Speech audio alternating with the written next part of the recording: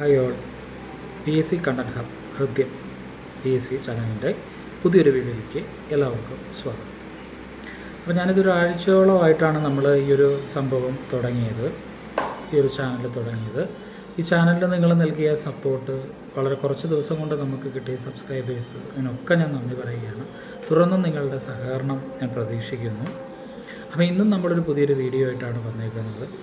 അത് PSC പരീക്ഷയ്ക്ക് എപ്പോഴും ചോദിക്കുന്ന ഒരു ചോദ്യമാണ്. ഇപ്പം ഉദാഹരണമായിട്ട് പറയുകയാണെങ്കിൽ ഏകപൗരത്വം എന്ന ആശയം കടമെടുത്തിരിക്കുന്നത് ഏത് രാജ്യത്താണ്? അപ്പോൾ കോൺസ്റ്റിറ്റ്യൂഷനുമായിട്ട് ബന്ധപ്പെട്ട കുറച്ച് കാര്യങ്ങളാണ് നമ്മൾ ഇന്നിവിടെ ഡിസ്കസ് ചെയ്യാൻ പോകുന്നത്. അത് കടം കൊണ്ടവ ആ ടോപ്പിക്കാണ്. കോൺസ്റ്റിറ്റ്യൂഷനുമായിട്ട് ബന്ധപ്പെട്ട കടം കൊണ്ടവ എന്നുള്ളതാണ്. അപ്പോൾ ചോദ്യം പരീക്ഷയ്ക്ക് ചോദിക്കുന്ന രീതി മനസ്സിലായിട്ടുണ്ടല്ലോ. അപ്പോൾ അതാണ് നമ്മൾ പഠിക്കുന്നത്. അപ്പോൾ നമ്മൾ ഇതുവരെ പഠിച്ചിട്ടുള്ള കാര്യങ്ങളൊക്കെ എടുത്തു വെച്ച് നോക്കുകയാണെന്നുണ്ടെങ്കിൽ എങ്ങനെയാണ് കണ്ടേക്കുന്നതെന്ന് വെച്ചാൽ കുറേ രാജ്യങ്ങളുടെ പേരുകളും ആ സമ്പ്രദായം. അപ്പോൾ നമ്മൾ ഇപ്പുറത്തെ ലെഫ്റ്റ് ഹാൻഡ് സൈഡിൽ ഏകപൗരത്വം, അത് ഏത് രാജ്യമാണ്, അങ്ങനെ തപ്പിപ്പിടിച്ച് അങ്ങനെ പഠിക്കുകയാണ് പതിവ്. അപ്പോൾ ഞാനിവിടെ ഒരു രാജ്യം പറഞ്ഞിട്ട് അതിൽ നിന്ന് എന്തൊക്കെയാണ് കടം നമ്മുടെ ഭരണഘടന എടുത്തിരിക്കുന്നത് എന്ന രീതിയിൽ സംസാരിക്കാനാണ് ഉദ്ദേശിക്കുന്നത്. അപ്പോൾ അതിൽ ആദ്യം നമ്മൾ പറയുന്ന ഒരു വഴിയിൽ വെച്ച് നോക്കുകയാണെങ്കിൽ നമുക്കത് ചെയ്യാനായിട്ട് പറ്റും. അപ്പോൾ നമ്മൾ ആദ്യം പറയാൻ പോകുന്നത് ബ്രിട്ടനെ പറ്റിയാണ്. അപ്പോൾ ബ്രിട്ടനിൽ നിന്ന് നമ്മുടെ കടമെടുത്തിരിക്കുന്നത് എന്തൊക്കെയാണ് എന്നുള്ളതാണ് നമ്മൾ ഡിസ്കസ് ചെയ്യാൻ പോകുന്നത്. ഓക്കെ, അപ്പോൾ നമുക്ക് ഡിസ്കസ് ചെയ്യാം എന്തൊക്കെയാണ് ബ്രിട്ടൻ എന്ന് പറയുന്ന രാജ്യത്തു നിന്നും നമ്മുടെ ഭരണഘടന കടം കൊണ്ടിരിക്കുന്നത്. രാഷ്ട്രത്തലവന് നാമമാത്രമായ അധികാരം, പാർലമെൻ്ററി ജനാധിപത്യം, തെരഞ്ഞെടുപ്പ് സമ്പ്രദായം, ക്യാബിനറ്റ്, കൂട്ടുത്തരവാദിത്വം, ഏകപൗരത്വം, ദ്വിമണ്ഡലം, റിട്ടുകൾ, C&AG, സ്പീക്കർ, പ്രധാനമന്ത്രി, നിയമവാഴ്ച, നിയമനിർമ്മാണ സഭയുടെ പ്രത്യേക അധികാരം. ഇത്രയും കാര്യങ്ങൾ ഒന്ന് ഓർത്ത് വെച്ചാൽ ബ്രിട്ടനിൽ നിന്നും കടം കൊണ്ടിട്ടുള്ളവ എന്തൊക്കെയാണ് എന്നുള്ളത് നമുക്ക് മനസ്സിലാവും. അപ്പോൾ എന്താണ്? രാഷ്ട്രത്തലവന് നാമമാത്രമായ അധികാരം, പാർലമെൻ്ററി ജനാധിപത്യം, തെരഞ്ഞെടുപ്പ്, ക്യാബിനറ്റ്, കൂട്ടുത്തരവാദിത്വം, ഏകപൗരത്വം, ദ്വിമണ്ഡലം, റിട്ടുകൾ, പ്രധാനമന്ത്രി, C&AG, സ്പീക്കർ, നിയമവാഴ്ച, നിയമനിർമ്മാണ സഭയുടെ പ്രത്യേക അധികാരം. ഇങ്ങനെയാണ് നമ്മൾ പറയുന്നത്. അപ്പോൾ ഇതെങ്ങനെ നമുക്ക് ഇതേ ഫ്ലോയിൽ പറഞ്ഞെടുക്കാം? അപ്പോൾ ഇതിങ്ങനെ ബ്രിട്ടൻ ഇങ്ങനെ, അമേരിക്കയുടെ കുറച്ച് കാര്യങ്ങളുണ്ട്, അതങ്ങനെ ഇങ്ങനെ ഓരോന്നായിട്ട് നമ്മൾ പഠിച്ചു വെക്കുകയാണെങ്കിൽ നമുക്കത് എളുപ്പമായിരിക്കും. അപ്പോൾ ഈ ബ്രിട്ടന് നമ്മൾ പറഞ്ഞല്ലോ രാഷ്ട്രത്തലവൻ്റെ നാമമാത്രമായി. ഞാൻ ഒന്നുകൂടെ സ്പീഡിൽ പറയുകയാണ്. അതേപോലെ നിങ്ങൾ ഈ വീഡിയോ കഴിയുമ്പോൾ അതുപോലെ പറയാൻ പറ്റണം നമുക്ക്. അതാണ് നമ്മുടെ കേൾക്കുന്ന ഒരു ചലഞ്ച്. അപ്പോൾ ഓക്കെ അല്ലേ? ഞാൻ എന്ത് വന്നാലും പറയില്ല എന്നുള്ളൊരു രീതിയിലിരുന്ന് നമുക്ക് പറയാൻ പറ്റത്തില്ല. അപ്പോൾ എന്നെ ഒന്ന് കുറച്ച് നേരത്തേക്ക് ഒന്ന് ഫോളോ ചെയ്യുക. അപ്പോൾ ഇത്രയും സംഭവങ്ങൾ നമുക്ക് മനസ്സിലാക്കാൻ പറ്റും. അപ്പോൾ ഞാൻ ഒന്നുകൂടെ പറയുകയാണ്. രാഷ്ട്രത്തലവൻ്റെ നാമമാത്രമായ അധികാരം, പാർലമെൻ്ററി ജനാധിപത്യം, തെരഞ്ഞെടുപ്പ്, ക്യാബിനറ്റ്, കൂട്ടുത്തരവാദിത്വം, ഏകപൗരത്വം, ദ്വിമണ്ഡലം, റിട്ടുകൾ, പ്രധാനമന്ത്രി, C&AG, സ്പീക്കർ, നിയമവാഴ്ച, നിയമനിർമ്മാണ സഭയുടെ പ്രത്യേക അധികാരം. ഇത്രയാണ് പഠിക്കാനുള്ളത്. അപ്പോൾ രാഷ്ട്രത്തലവന് നാമമാത്രമായ അധികാരം എന്ന് പറയാം. അപ്പോൾ നമുക്ക് ഓരോരോ പോയിന്റുകൾ ഇതേപോലെ പറയുന്ന രീതിയിൽ നമുക്ക് ഓർത്തെടുക്കാനുള്ള ഒരു ശ്രമമാണ് നമ്മൾ നടത്തുന്നത്. അപ്പോൾ രാഷ്ട്രത്തലവന് നാമമാത്രമായ അധികാരം എന്ന് പറഞ്ഞു കഴിയുമ്പോൾ നമ്മുടെ ഇന്ത്യയുടെ രാജ്യത്തെ പ്രഥമ പൗരനാണ് രാഷ്ട്രപതി. എങ്കിലും നമ്മുടെ പ്രധാനമന്ത്രിയാണ് കാര്യങ്ങളെല്ലാം, പ്രധാനമായിട്ടുള്ള ഉത്തരവാദിത്തങ്ങളെല്ലാം അദ്ദേഹത്തിലൂടെയാണ് കാര്യങ്ങളായിട്ട് പോകുന്നത്. എങ്കിൽ കൂടിയും രാഷ്ട്രപതിയാണ്. അപ്പോൾ രാഷ്ട്രപതിക്ക് നാമമാത്രമായ അധികാരമാണ് നൽകുന്നതെങ്കിലും രാജ്യത്തെ പ്രഥമ പൗരൻ രാഷ്ട്രപതിയാണ്. ഈ ഒരു സമ്പ്രദായം കടമെടുത്തിരിക്കുന്ന ബ്രിട്ടനിൽ നിന്നാണ്. അപ്പോൾ ഒന്നാമത്തെ പോയിന്റ് എന്താണ്? രാഷ്ട്രപതിക്ക് നാമമാത്രമായ അധികാരം. ഇനി നമുക്ക് പഠിക്കണം, നമ്മളൊരു ജനാധിപത്യ രാജ്യമാണല്ലോ. അപ്പോൾ പാർലമെൻ്ററി ജനാധിപത്യം എന്നുള്ള ഒരു സമ്പ്രദായം കടമെടുത്തിരിക്കുന്നത് എവിടെ നിന്നാണ്? ഇന്ത്യ കടമെടുത്തിരിക്കുന്നത് ബ്രിട്ടനിൽ നിന്നാണ്. അപ്പോൾ രാഷ്ട്രത്തലവന് നാമമാത്രമായ അധികാരം, പാർലമെൻ്ററി ജനാധിപത്യത്തിലെ തെരഞ്ഞെടുപ്പ് സംവിധാനം വഴിയല്ലേ ആൾക്കാരെ മന്ത്രിസഭയൊക്കെ രൂപീകരിക്കുന്ന തെരഞ്ഞെടുപ്പ് സംവിധാനം വഴിയാണ്. അപ്പം നമ്മുടെ ജനാധിപത്യ രാജ്യമാകുമ്പോൾ അവിടെ തെരഞ്ഞെടുപ്പും കാര്യങ്ങളൊക്കെ കാണും. അപ്പോൾ രാഷ്ട്രത്തലവന് നാമമാത്രമായ അധികാരം, ജനാധിപത്യ രാജ്യമാണല്ലോ, തെരഞ്ഞെടുപ്പ് ഉണ്ടായെങ്കിൽ എന്ത് ചെയ്യും? ക്യാബിനറ്റ് സമ്പ്രദായം നിലവിലുണ്ട് അവിടെ. അപ്പം 4 പോയിന്റ് ഓർക്കാം.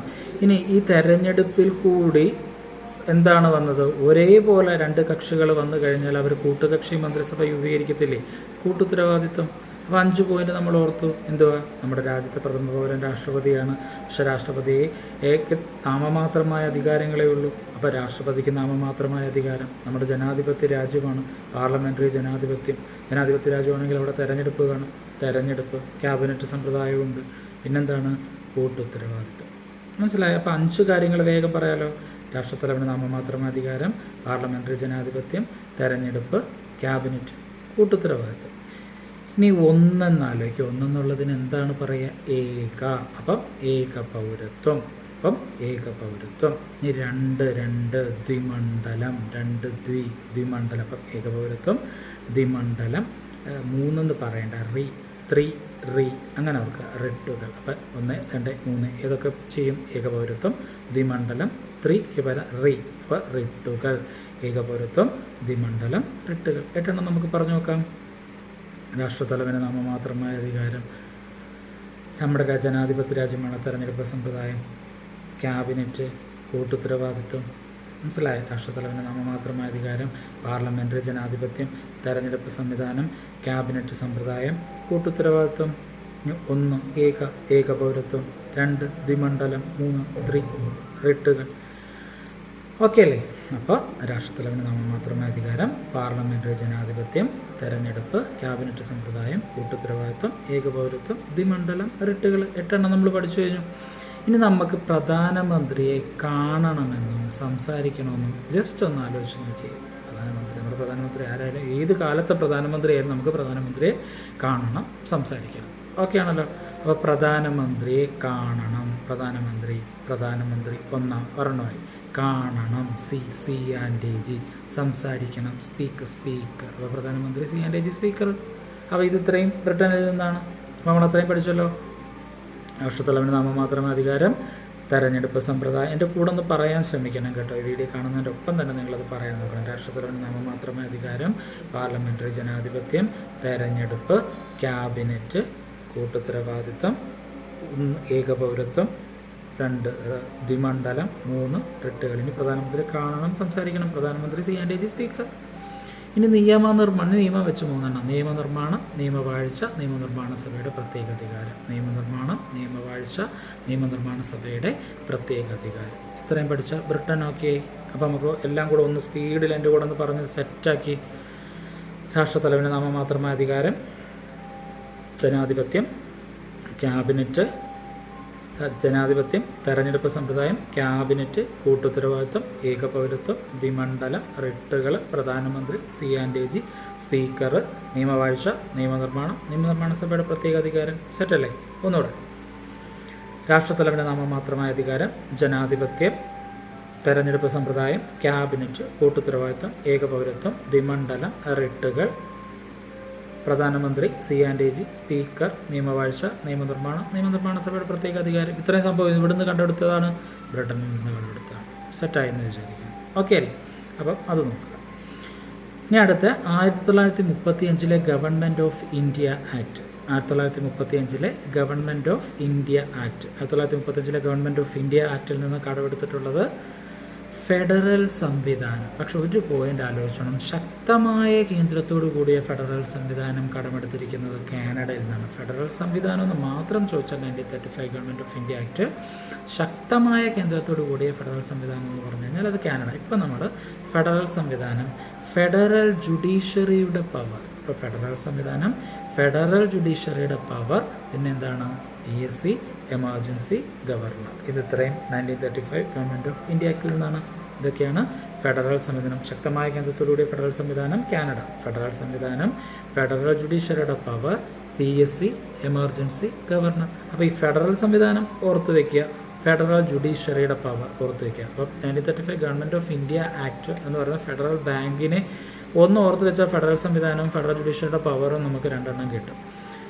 ഇനി നോക്കിയാൽ PSC എമർജൻസി ആയിട്ട് ഗവർണറുടെ പോസ്റ്റിലേക്ക് ഒഴിവ് വിളിച്ചിട്ടുണ്ട്. ചുമ്മാ ഗവർണർ പോസ്റ്റൊക്കെ ഉണ്ടോ? ഇല്ല. എന്നാലും നമ്മൾ പഠിക്കാനുള്ളൊരു എളുപ്പത്തിൽ നമ്മളെ തന്നെ പറഞ്ഞ് പറ്റിയിരിക്കുകയാണ്. എന്തുവാ?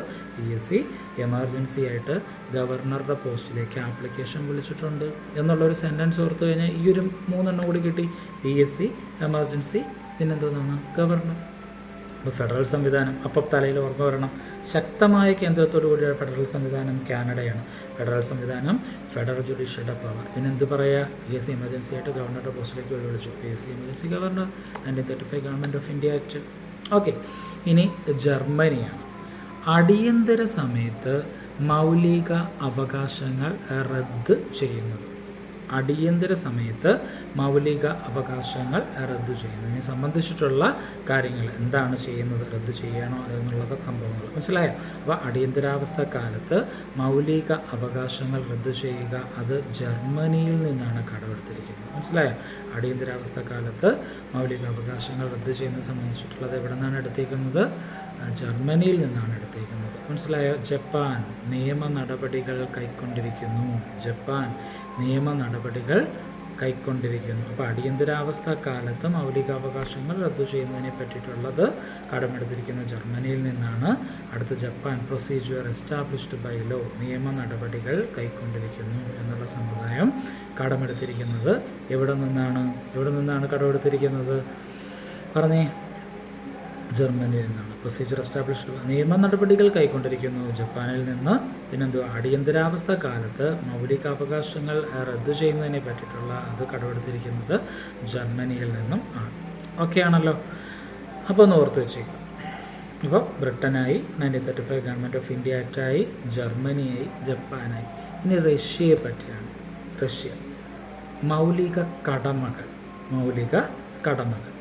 പിന്നെ പഞ്ചവത്സര പദ്ധതി.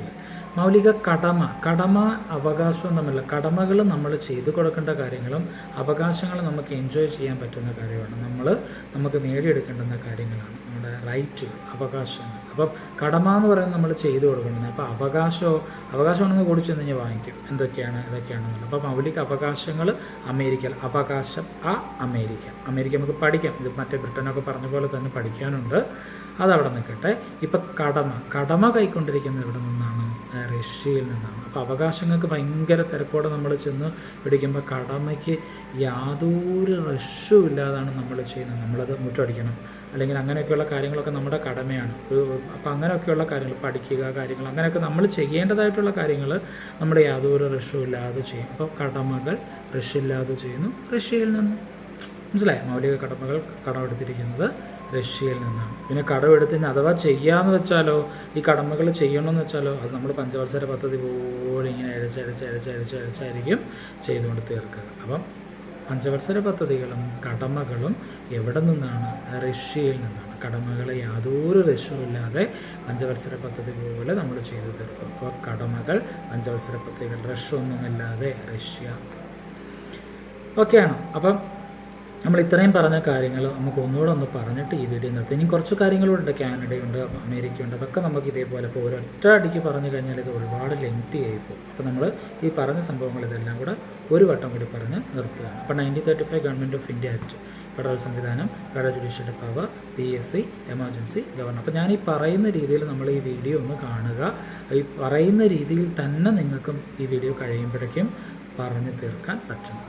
ഓക്കെ ആണല്ലോ? ഇപ്പോൾ ഫെഡറൽ സംവിധാനം, federal judiciary power, PSC emergency governor, 1935 government of India act. അടിയന്തരാവസ്ഥ കാലത്ത് മൗലികാവകാശങ്ങൾ റദ്ദ് ചെയ്യുന്നതിനെ സംബന്ധിച്ചിട്ടുള്ളത് കടമെടുത്തിരിക്കുന്നത് ജർമ്മനിയിൽ നിന്നാണ്. ബ്രിട്ടൻ പ്രസിഡന്റിന് എന്താണ്? നാമമാത്രമായ അധികാരം. നമ്മുടെ ജനാധിപത്യ രാജ്യമാണ്, പാർലമെൻ്ററി ജനാധിപത്യം. ആ ഭാഗം ഒന്ന് മനസ്സിൽ വരുന്നില്ല എന്നുണ്ടെങ്കിൽ അത്രയും ഭാഗം ഒന്ന് ഫ്രണ്ടിലോട്ട് നീക്കി 1-2 വട്ടം കേട്ടിട്ട് ഇതിൻ്റെ കൂടെ പറഞ്ഞു നോക്കണം കേട്ടോ. പ്രസിഡന്റ് നാമമാത്രമായ അധികാരം, പാർലമെൻ്ററി ജനാധിപത്യം, തെരഞ്ഞെടുപ്പ് സമ്പ്രദായം, ക്യാബിനറ്റ്, കൂട്ടുത്തരവാദിത്വം, ഏകപൗരത്വം, ദ്വിമണ്ഡലം, റിട്ടുകൾ, പ്രധാനമന്ത്രി, C&AG, സ്പീക്കർ, നിയമവാഴ്ച, നിയമനിർമ്മാണ സഭയുടെ പ്രത്യേക അധികാരം. ഇനി അടുത്തത് എന്താണ് പറയുന്നത്? നിയമ നടപടികൾ കൈക്കൊണ്ടിരിക്കുന്ന പ്രൊസീജിയർ എസ്റ്റാബ്ലിഷ്ഡ് ബൈ ലോ, ജപ്പാനിൽ നിന്നാണ്. മൗലിക കടമകൾ യാതൊരു റഷ്യമില്ലാതെ പഞ്ചവത്സര പദ്ധതി പോലെ ചെയ്യുന്നു. അപ്പോൾ മൗലിക കടമകൾ, പഞ്ചവത്സര പദ്ധതികൾ റഷ്യയിൽ നിന്നാണ്. അപ്പം ഇത്രയും കാര്യങ്ങളൊന്ന് ഓർത്ത് വയ്ക്കുക. അപ്പോൾ ഇത് നമ്മുടെ മനസ്സിൽ ഇങ്ങനെ ഇരിക്കുമ്പോൾ നമുക്ക് എന്ത് കാണുമ്പോൾ പെട്ടെന്ന് സ്റ്റിക്ക് ചെയ്യും. അപ്പോൾ നമുക്ക് ഓപ്ഷനിൽ നിന്ന് ഉത്തരം കണ്ടെത്താനും അതിപ്പം പറയാനുമായിട്ടും പറ്റും. അപ്പോൾ ഇതൊന്ന് നിങ്ങൾ നോക്കണേ, ശ്രദ്ധിക്കണേ, നല്ല രീതിയിൽ അത് പഠിച്ചെടുക്കാൻ നോക്കണേ.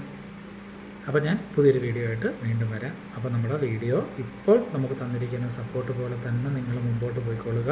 ഞാനും ഇതേപോലെ എന്നെ കൊണ്ട് പറ്റുന്ന രീതിയിൽ നിങ്ങളോടൊപ്പം ഒരൊറ്റ മരത്തണലായിട്ട് തന്നെ ഞാൻ കൂടെ ഉണ്ടാവും. ഓക്കെ, അപ്പോൾ സബ്സ്ക്രൈബ് ചെയ്യുക, ഷെയർ ചെയ്യുക. നിങ്ങളുടെ പരിചയത്തിലുള്ളവർക്ക് വീഡിയോ ഉപകാരപ്പെടുന്നുവെങ്കിൽ അത് കാണിച്ചു കൊടുക്കുക. ഇങ്ങനൊരു സംഭവം ഇവിടെ ഉണ്ട്, ഇതും കൂടി ഒന്ന് മൈൻഡ് ചെയ്ത് പോവുക എന്ന് കാണിച്ചു കൊടുക്കണം. അപ്പോൾ ഞാൻ പുതിയൊരു വീഡിയോ ആയിട്ട് വരാം. All of you, thank you.